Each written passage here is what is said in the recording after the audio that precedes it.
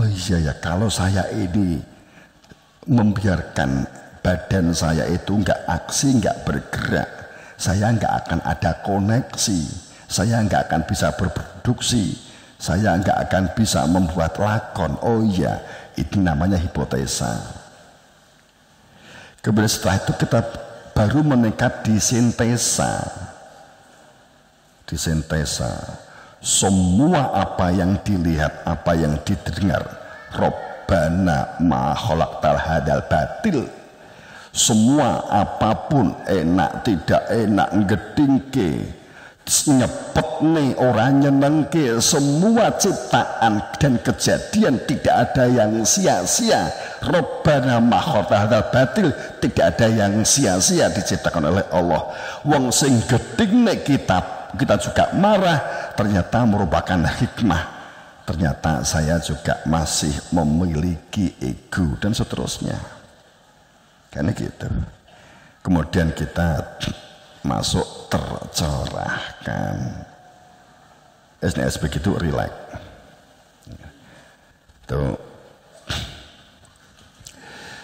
Itu kan unsur sainsnya begitu ya. Maka saat kita, namun dalam proses-proses itu, ada proses-proses itu, kita supaya berada di dalam sebuah ketawakalan, kita berada di dalam sebuah ketakwaan, kita berada di dalam sebuah ketaatan, atiullah wa ati rasul, bahwa ini jelas bahwa kalimatnya tidak ya ayyuhalladzina amanu, orang yang telah memiliki iman, orang yang telah memakrifati keberadaan al-ghaibnya diri Tuhan, itu untuk diperintah atiullah, taatlah kamu kepada Allah. Atiullah itu maknanya taat kepada Allah, bukan abstrak. Atiullah itu bukan ketaatan yang abstrak, tapi atiullah itu taat yang dikenali, taat yang telah terikat dalam sebuah ikatan. Saya bersaksi, taat yang telah berada di dalam syahidallah, taat yang telah berada di dalam alimul ghaibi wa syahadati, taat yang berada di dalam telah bersaksi. Sungguh kehidupan ini itu tidak ada yang dijadikan tempat tujuan dan tempat kembali illa huwa, kecuali dia yang punya nama Allah. Maka itu atiullah, Allah dikenali sang empunya nama. Wa atiur rasul, keberadaan Rasul sang pembawa risalah itu juga dikenali sebagai cahaya terpujinya diri Tuhan, bukan secara fisik jasad lahiriah, tapi keberadaan Rasul itu adalah mutlak. Di ayatnya terlalu banyak, keberadaan Rasul itu adalah mutlak. Setiap kali kalimat Rasul intinya adalah risalah. Tadi ada yang membawa risalah. Jadi Rasul orang buku untuk subjek, tapi pasti ada unsur risalah. Risalah enggak jalan sendiri, tapi ada Rasul. Rasul pasti bawa risalah. Kalau risalah jalan sendiri, itu namanya kan bisa sampah gitu. Ya. Sedang wa ulil amri minkum itu bebarengan, kebersamaan, kekeluargaan, komunikasi, musyawarah, ilik-ilikan kan. Itu yang dilatih, yang ini nanti akan kita bahas tersendiri mengenai sebuah perilaku oleh amru dan komunikasi seperti apa, musyawarah seperti apa. Maka jika kita menuju permasalahan-permasalahan dalam kehidupan, maka fa in tanaza'tum fi syai'in fardillah wa rasulih. Jadi ojo gondeli, jangan dibatasi dengan sebuah kalimat. Kembali kepada Allah dan kembali kepada utusan. Ojo matur dhisik, ayo tukaran dhisik wae kan gitu. Ya biasanya kan jamaah kan begitu. Ayo dimusyawarah nih, tukaran dhisik wae, rasa matur. Kok nek wis awake dibenjut engko lagi matur kan gitu. Biasanya kan jamaah kan banyak yang begitu loh. Gitu ya. Wes benjut lagi matur gitu. Akhirnya matur, aku kan nambahi benjute. Ya, gitu. Akhirnya kan nambahi benjut. Katakanlah kembalikan kepada Allah, kembalikan kepada dalam kurung Al-Quran dan Rasul dalam kurung hadis. Ya, gitu. hadis-hadis, Quran ya, tapi kita nggak membahas ini. Ini kan contoh di dalam jamaah kita. Jadi kembalikan kepada Allah, itu fa'il, jelas fa'il, Rasul jelas fa'il dan jelas majhul. Oke. Maka ada satu perilaku yang harus dibangun dalam membangun keharmonisan pemberdayaan dan budidaya.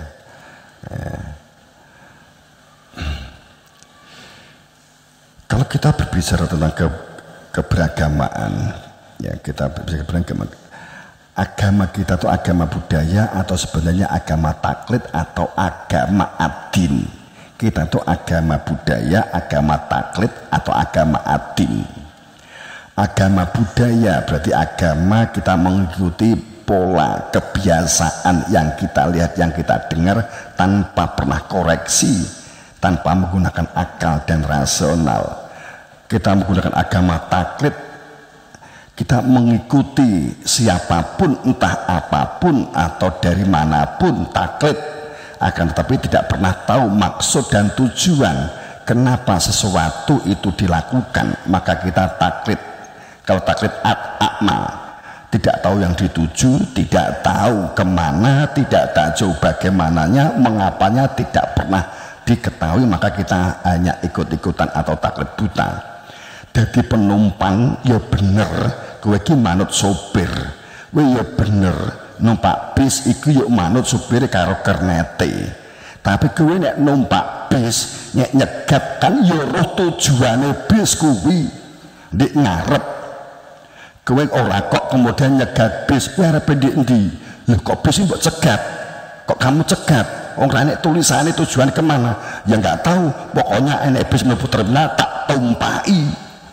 Wong bis kan mesti ke suatu tujuan. Itu, mesti ke suatu tujuan. Lah wis semblakrak kowe.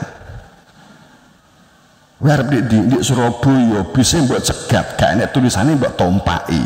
Supir ngerti Surabaya, ya ngerti, tapi tujuannya orang Surabaya gitu. Makanya kamu naik bis juga tahu, seperti tahunya si sopir terhadap tujuan itu. Para nabi, para rasul diutus di muka bumi itu kerangkanya tidak membangun gambling, orang menciptakan prasangka, tidak menjadikan bahwa seluruh umatnya para nabi dan para rasul saat itu di zamannya itu ngajak wong saya bingung saya jutek, tidak begitu.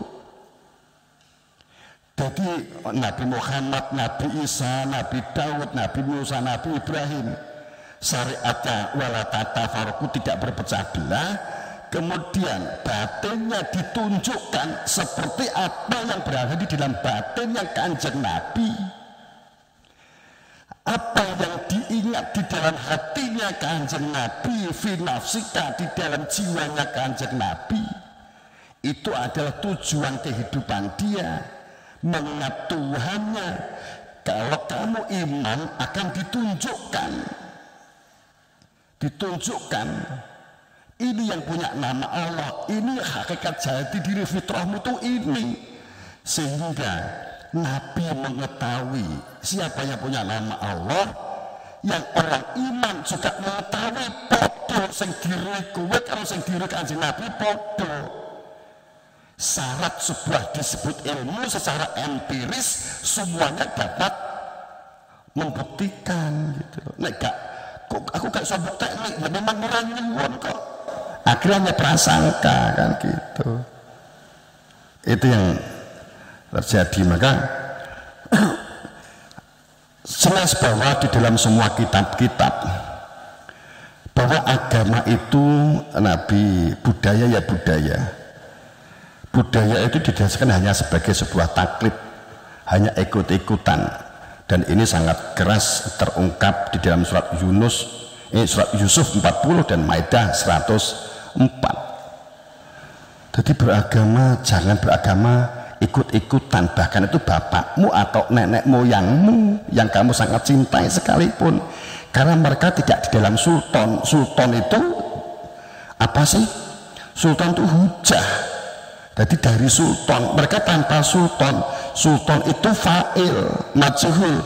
Jadi sultan itu ya bertatap muka Kanjeng Nabi, kemudian diberi ilmu tauhid sehingga mengetahui keberadaan Tuhan yang punya nama Allah atau punya nama Allah atau sopot yang disebut Sang Hyang Widi di zaman biyen. Itu ditunjukkan ini loh yang punya nama Allah. Itu sultan. Ketemu yang hak, yang menunjukkan tentang keberadaan Tuhan, menunjukkan keberadaan jati diri fitrah manusia, sehingga hidup berada di dalam hakikat. Maka itu disebut sultan. Bukan sultan sing dirijen, bukan. Kemudian pada saat tidak ketemu sultan, maka yang muncul adalah perilaku fanatis, perilaku beku, perilaku halusinasi. Kan gitu, halusinasi. Karena nggak tahu persis, ngerti ini kok buku. Kalau kamu tuh saya tanya, apa toh ngerti apa yang dimaksud dengan kopi? Kos kuwi jelas nih kopi. Kopi Jember, kopi Banyuwangi, kopi NTT, kopi Lampung, kopi Gayo Aceh, kopi Amerika Latin, kopi Afrika, kopi Tanjung, Starbucks kopi. Kemudian lawe wis tau ngrasakne kabeh urung dari membaca. Itu berarti kowe iki ngajak orang lain sok yo bingung. Nek betul wong ngono kuwi berarti janjane orang ngerti apa-apa. Maksud apa? Ya didelepne kali kan gitu lah. Seharusnya kan begitu. Ning pada saat kita melihat ini terkadang kita menjadi salah paham. Wah pinter men weh. Wis semua kopi kok roh. Iya ya aku harus kita kemudian semuanya. Terus kemudian kita memplikasikan. Wah itu dia ahli kopi. Basa moro. Niki kopi nopo mas? Dirasakne gak roh aku lagi iki aku rasakne kopi. Bodong anehan. Jadi itu namanya ternyata selama ini kita prasangka dan terjebak oleh konsep dan kebiasaan atau budaya. Gitu. Pemene sing parah wis ora ngurekne kopi, kemudian roh kopi ki ireng loh.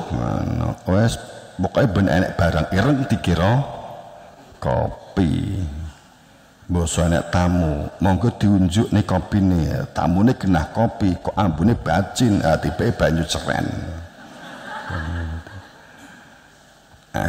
Pada saat kita hanya budaya, itulah kenapa Nabi melarang orang taklid. Beragama ojo ikut-ikutan, karena Nabi tidak mengajarkan taklid. Kalau budaya itu masa lalu, kalau taklid itu mengikuti orang yang sebenarnya nggak tahu. Jadi kalau kita, ini saya mengulang ya, sekilas saja budaya yang bisa menjadi sebuah perilaku taklid. Taklid itu ikut-ikutan, kebiasaan atau sesuatu yang diwariskan dari generasi ke generasi.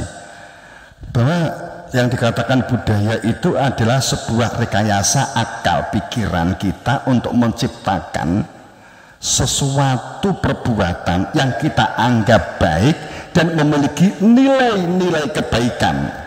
Kedua, yang biasa dikaitkan dengan masa lalu, dengan nenek luhur, dengan nenek moyang. Kebiasaan itu kemudian diasumsikan, dianggap memiliki sebuah nilai adiluhung atau nilai luhur yang butuh dilestarikan. Maka ini bisa menjadi sebuah budaya, diambil dari situs, dari bacaan, dari musyawarah. Kemudian ayo kita bagi kerja, mengumpulkan data, kita mempertahankan budaya kan. Budaya Mojopahit umpamanya, berarti konstitusi Mojopahit.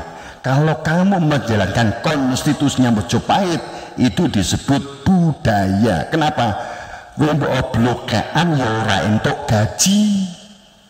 Tapi kalau kamu ikut konstitusinya Pak Jokowi, kowe entuk gaji. Kan gitu. Paham maksud saya? Nah, itu. Kalau kamu patuh taat kepada Pak Karno berarti patuh kepada Pak Jokowi sekarang, kan begitu kan? Apapun ya sekarang faktanya dia presiden. We nolak, oh ya tetap jadi presiden gitu loh. Yo ora iso kowe dadi presiden. We nolak Pak Jokowi jadi presiden, kemudian kowe berkonstitusi dengan pikiran akalmu dewi. Nah, jenenge orang kacau.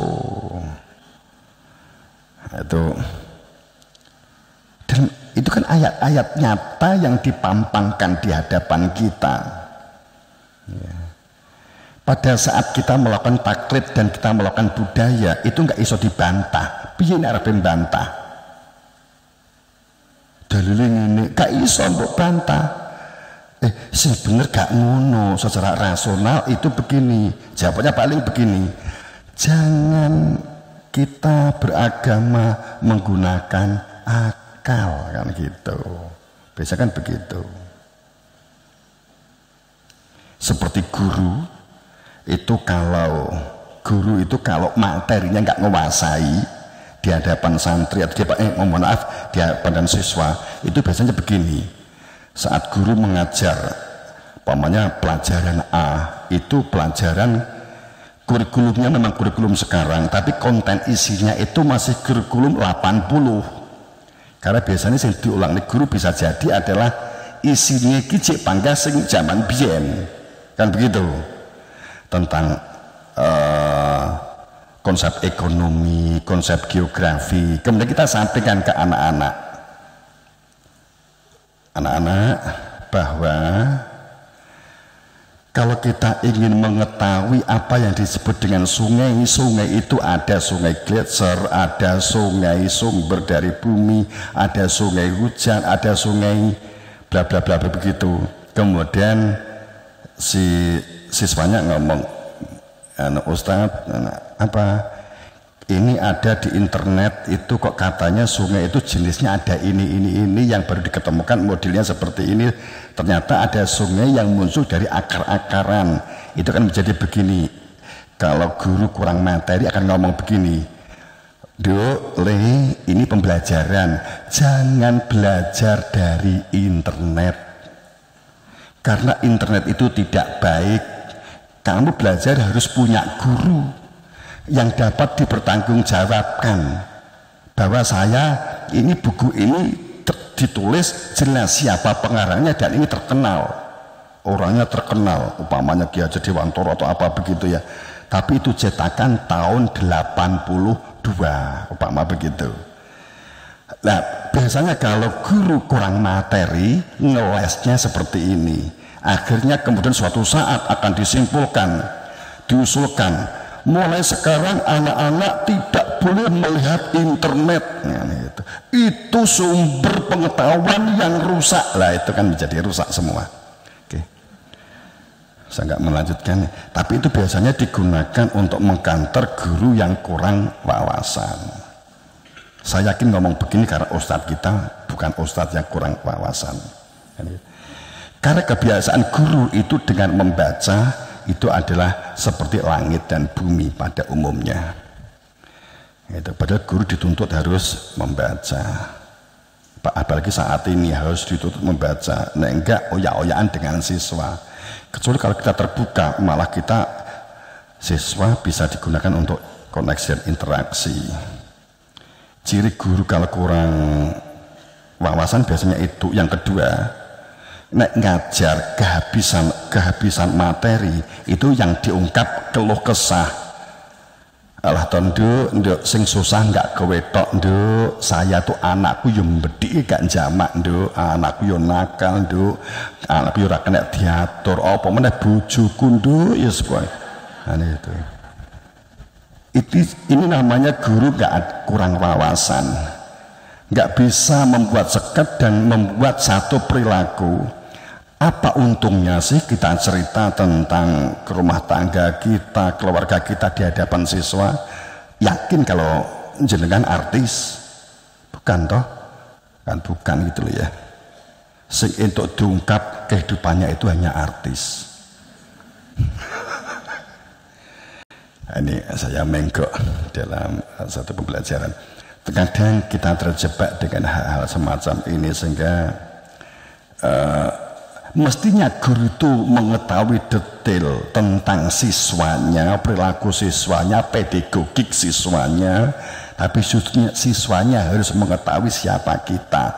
Itu namanya kebalik-balik. Dan banyak guru yang kebalik-balik begini gitu. Karena sudah saya sekolah itu sering mendengarkan keluh kesah guru. Saya saat itu sudah berpikir, ki guru piye to ki, rahasianya dibuka.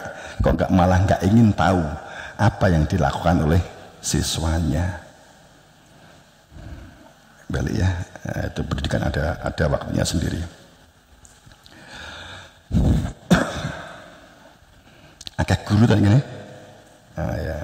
Ya mulai ngerti ki, mulai hati-hati, jangan membuka segala rahasia.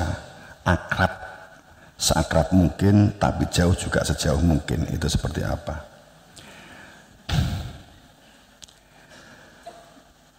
Dalam sejarahnya, manusia itu lebih cenderung mengikuti budaya atau kebiasaan atau bertaklid, hanya ikut-ikutan.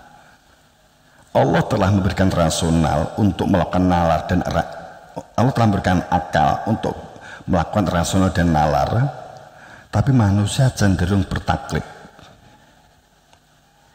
Taklid kepada cerita, kepada situs, kepada peninggalan masa lalu yang dianggap kebiasaan yang memiliki nilai adiluhung, menilai keluhuran, dan cenderung menolak untuk mengikuti realitas fakta kebenaran keberadaan Rasul, kebenaran keberadaan Rasul sang pembawa risalah.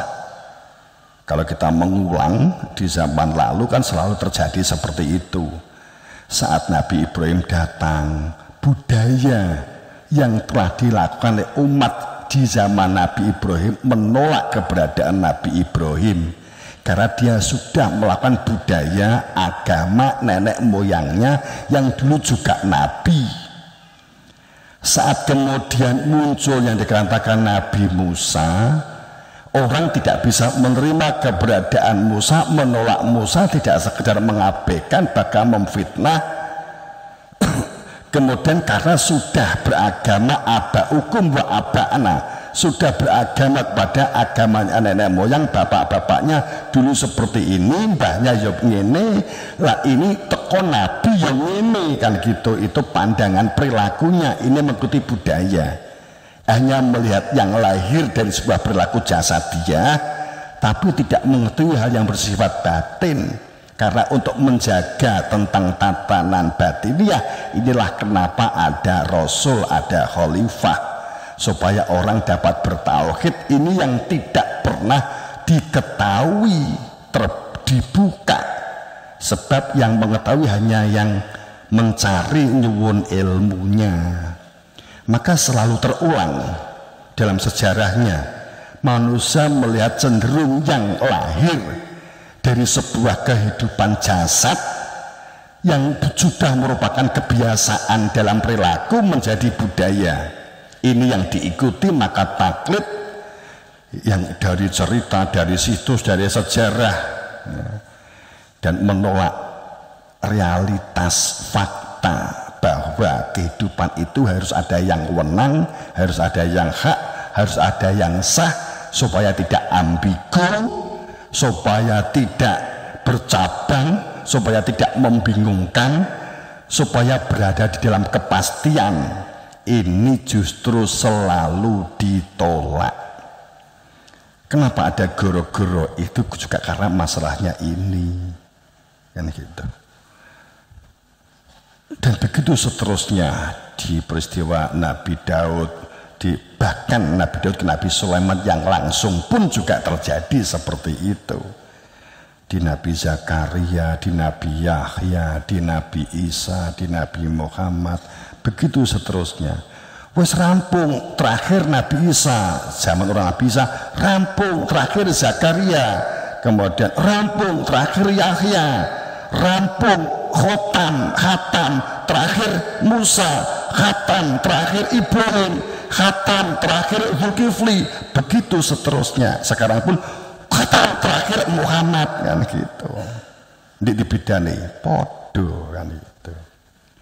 Jadi mbiyen ya istilah yang berbeda, mbiyen penditone ya wakeh gitu ya. Itu dalam satu perspektif. Jadi kita hanya untuk mengukuhkan kita. Tapi bukan berarti kita skeptis atau tidak sayang, tidak peduli kepada yang berbeda, bukan begitu maksudnya untuk mengukuhkan kita. Tapi sejarahnya selalu begitu, terulang dan terulang dan terulang dan terulang dan terulang dan terulang dan terulang sampai entek suaranya terulang dan terulang dan terulang dan terulang begitu. Sesuai anyel. Itu faktanya gitu. Nek dikek ngerti mosok gitu. Maka sejauh mana sih akal kita berfungsi? Padahal ayatnya sangat jelas. Wa makana linafsin antu mina ila biidznillah.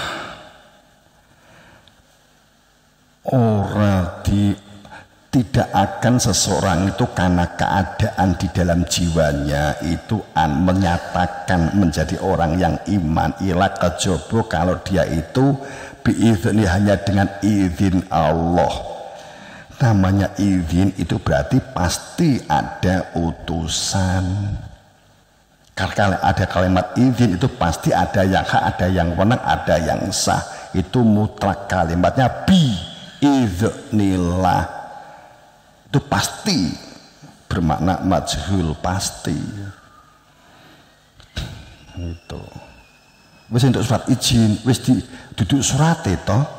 Wis diizini mulai, kan ketemu bagian sing ngizini kan gitu. Administratornya kan kemudian enek ibu asramane, wis diizini kan begitu, wis dapat izin. Harus dengan izin, mulai ora izin jenenge bolos kan gitu. Iman ora izin, piye? Enggak iso. Ayatnya itu harus izin. Bahwa seseorang itu tidak akan di dalam dirinya itu berada di dalam sebuah iman jika tidak ada izin Allah. Wa ja'alu rizal alatina layak kilun. Piye sih kowe nek mikir Gusti Allah nganti bingung. Piye sih kowe iki nek memikir wong kowe kita kai utek lho. Kowe kok rumangsa iman orang nganggo idin. Orang idin ki piye lho? Wong kowe iki mung percaya kok mbok iman iki piye? Gusti Allah nganti bingung. Ya. Wa yaj'alu rijsa ala ladina la yaqilun. Itu pomone kena digambar padha karo atlas ngene. Nah itu ngangkat bumi ya. Atlas.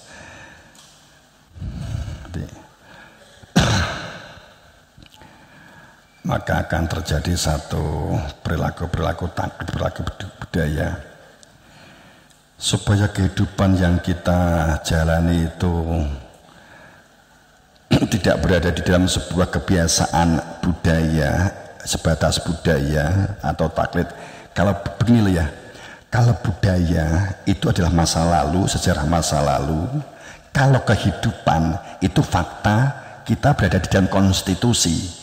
Kalau kita sebagai warga negara Indonesia, Indonesianya masih ada, patuh kepada presiden, kita menjalankan sebagai warga negara yang baik, maka kita menjalankan kehidupan bernegara. Kemudian kita menjalankan konstitusi negara saat ini.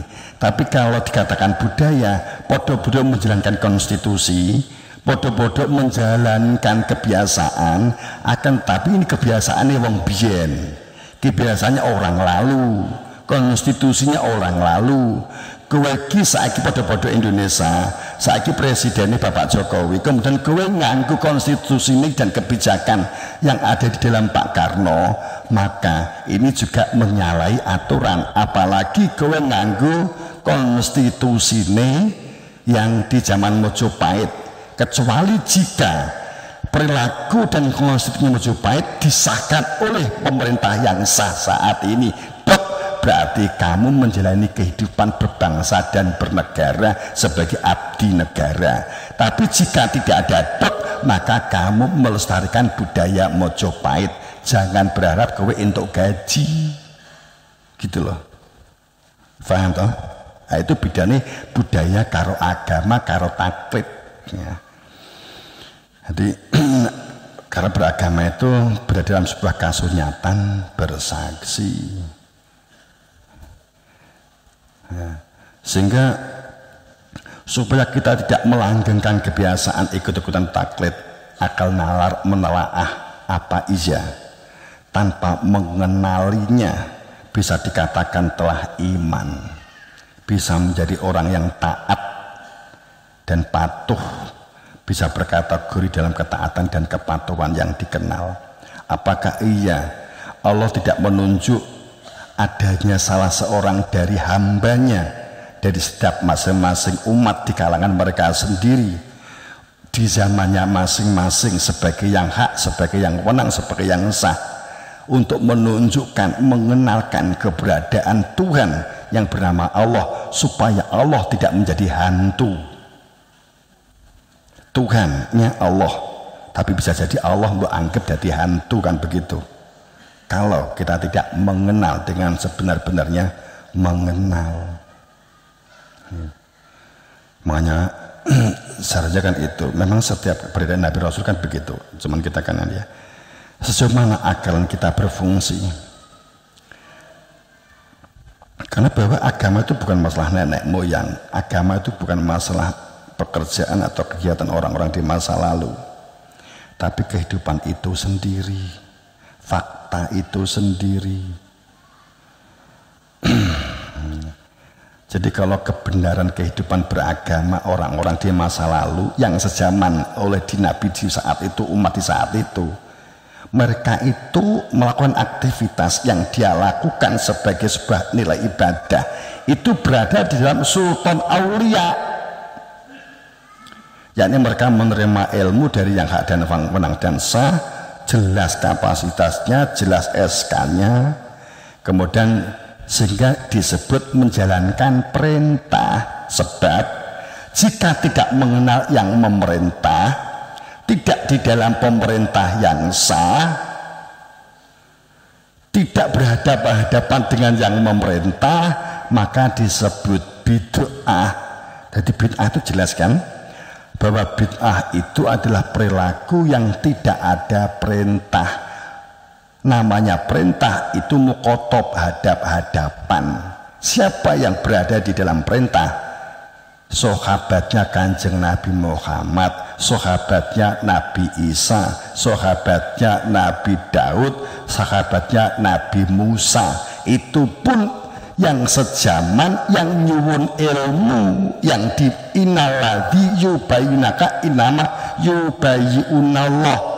Mereka yang berbaiat ditunjukkan keberadaan Tuhan sehingga musyahidan menjadi orang yang bersaksi, mubasiran orang yang mengetahui hakikat, munadhiran orang yang mengetahui jalan kembali, jalan pulang terbimbing. Kan ini di surat Fat 6, 7, 8, 9, 10 kan gitu ta. Jika itu harus ada sultan aulia gitu.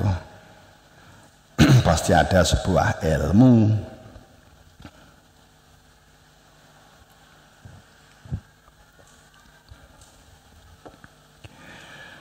Jika tidak, bid'ah, sesuatu yang tidak dilakukan oleh Nabi. Kalau sekarang ya bingung lah, pasti pertentangan, pasti beda pendapat, pasti ayel-ayelan, dan semuanya menurut benarnya masing-masing. Pasti paling penak nek zaman Nabi ya apa dikatakan bid'ah, ya kamu menjalankan tidak karena saya perintah, karena memang tidak ketemu saya, kan gitu. Selesai masalah, bid'ah menjadi jelas definisinya. Ya, gitu. Paham ya? Nah, itu.